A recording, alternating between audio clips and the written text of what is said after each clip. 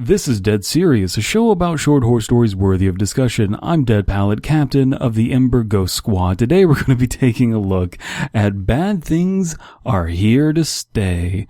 This is a story uploaded to the Spinpasta Wikia, a place for controversial, questionable quality creepypastas to be uploaded that don't meet the quality standards of the standard Creepypasta Wikia. We're going to see why, because I'm not sure exactly what denotes this one not being worthy of being uploaded to the Creepypasta Wikia.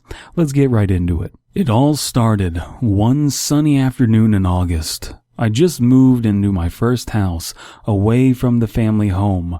I was unpacking my boxes when I felt a shiver. The room went cold, but no one was there. I felt very uneasy, like someone was watching me. So that's the first paragraph, and it's one giant run-on sentence using a bunch of unnecessary commas. That's not a great way to start the story, but in terms of the information it's conveying, it's pretty bog standard, giving us some good details. I want to know a little bit more from my first paragraph, but in terms of just conveying information, I guess it's doing fine. Let's press on. It was late by the time I finished unpacking. My mate already left. I decided to go to bed. It says that without a comma.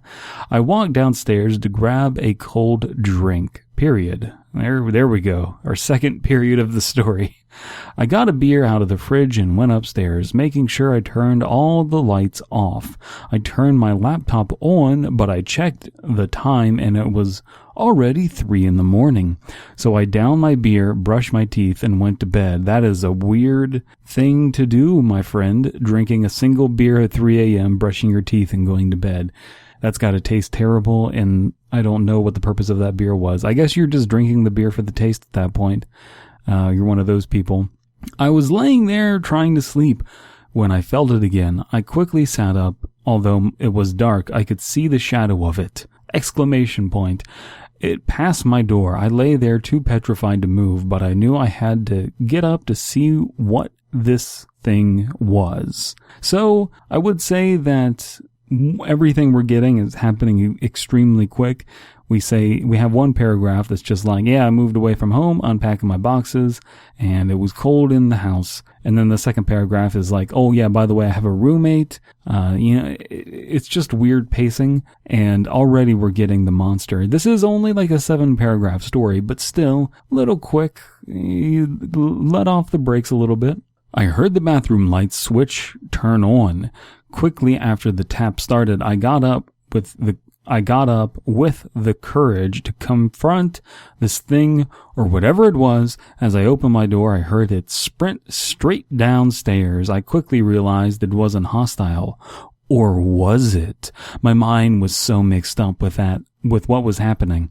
I ran downstairs after it, turning on every single light. I couldn't seem to see it, like it had completely vanished somehow. Alright, so grammar is definitely a problem here in terms of just structure and readability. It's a little weird. It's very easy for me to read with my dyslexia because it's just these weird run-on sentences and I'm getting into a rhythm of it. But I'm still struggling to see what flavor we're getting out of this. It's very bland. There's a shadowy figure. I need more specificity, honestly. I went up to bed, couldn't sleep. I kept the light on until morning. Over the next few days, I met my neighbors and asked around, trying not to sound like a psycho.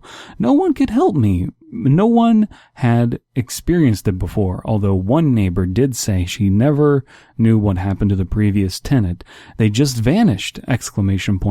This had me even more worried. Alright, so this is, interesting. I was expecting this to continue to escalate from there, but the figure apparently vanishes, and now we're asking around about it. That's a better turn of events than this just continuing to escalate to nothing. It never settled in. Friends and family would visit, but I always felt uneasy. Each night I got the same uneasy feeling. Kept all the lights on because I knew it never liked light. Until one night I forgot and fell asleep in darkness. So you were sleeping with the lights on? Oh boy. This has to be written by a young person, because otherwise why would they be saying something like that? Like, there are plenty of adults that are afraid of the dark. There's nothing weird about that. That's very sensible. It's a natural fear. But to have that much of an aversion to it, that you're going to waste electricity bills, electricity money, on keeping the lights on, that is a little weird. And how do you know that it's afraid of the dark? You're trying to read the mind of this shadowy figure. I'm questioning. I want some sources, some reasoning behind why it's afraid of the dark. Is it because you saw Lights Out, a movie about monsters afraid of the dark? Or what was that Guillermo del Toro movie? The one about the tooth fairies that steal the teeth. Anyway, I woke up with a startle. Knew it was watching me. As I rubbed my eyes, it was standing over me. I could smell its rotten breath, saliva dripping onto me, its yellow teeth, jagged and sharp. It was just staring at me. Small black eyes, no nose.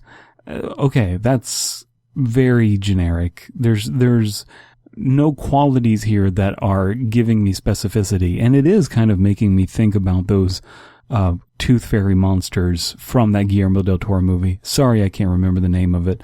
The idea that it's, got small black eyes and is like got jagged teeth. This is every monster ever. So that's disappointing. I screamed and the figure stuck a knife into my chest, and it opened my mouth and said in a deep and raspy voice, "All good things must come to an end. While all are here to say, while all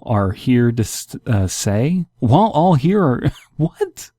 It said in a deep, raspy voice, good things must come to an end, while all are here to say."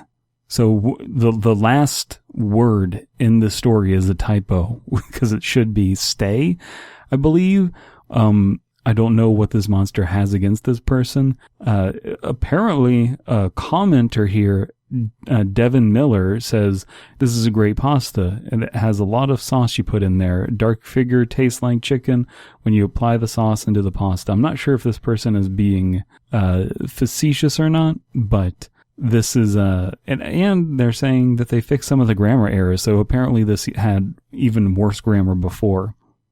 Well, there you have it, ladies and gentlemen. Very nothing of a story. Let me know what you think below. I think that this is instructive on some stuff that you want to avoid. One, you want to have a little bit better structure in terms of how you're conveying the information. And then two, you want more specificity there. However, I will say that I'm not sure necessarily why this deserves to be on the Spin Pasta Wikia as opposed to the normal Creepypasta Wikia. I understand quality standards, but there are plenty of stories of this quality out there on the Creepypasta Wikia, so I don't know what makes this one different. If you enjoy this, please check out the Fear Fiction podcast, where myself, Abysme, and Slime Beast read and critique short horror stories, paragraph by paragraph, and mess around while we do it. And let's get on to our sponsor of the day, which is... Don't be afraid of the dark. Don't be afraid of the dark. That's the name of the Guillermo del Toro movie. Don't be afraid of the dark. That's what it is.